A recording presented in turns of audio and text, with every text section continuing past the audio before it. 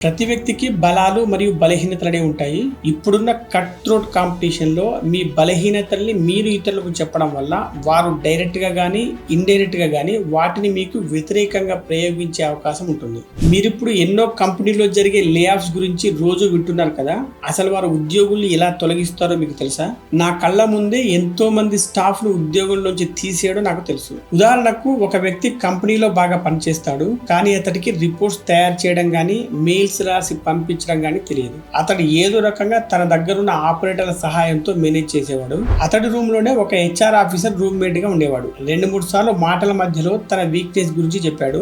ఒకసారి man power optimisation జరుగుతున్న క్రమంలో కొంతమంది మ్యాన్ పవర్ ను తగ్గించాలి అని ప్లానింగ్ చేసినప్పుడు ఆ హెచ్ఆర్ ఆఫీసర్ తన రూమ్మేట్ పేరే మొదట రాసుకున్నాడు. కొన్ని రోజులు అతని మొత్తం రిపోర్ట్స్ అన్ని తయారు చేయమని చెప్పినప్పుడు అతడు చేయలేదు. తనకు తానే రిజైన్ చేసి వెళ్ళిపోయాడు. అట్లుంటది మరి కార్పొరేట్ కంపెనీలతో. ఇంకొక ఉదాహరణ చూస్తే ఒక కంపెనీలో రోహిత్ అని హెచ్ఆర్ ఆఫీసర్ ఉండేవాడు. అతడు తన పనులన్నీ పర్ఫెక్ట్ గా చేస్తాడు. కానీ అతడికి పబ్లిక్ స్పీకింగ్ అంటే భయం. అతడు 1-2 సార్లు ఈ విషయం జీఎం కు చెప్పడం జరిగింది. ఒకసారి నార్త్ ఇండియాలో ఉన్న ఇంకొక బ్రాంచ్ కు ఒక హెచ్ఆర్ ఆఫీసర్ ని ఎవరైనా పొమ్మని చెప్పినప్పుడు ఎవ్వరూ ముందుకు రాలేదు. ఎందుకంటే ఆ బ్రాంచ్ లో ఎటువంటి ఫెసిలిటీస్ ఉండవు. ఒక రకంగా పనిష్మెంట్ అని చెప్పవచ్చు.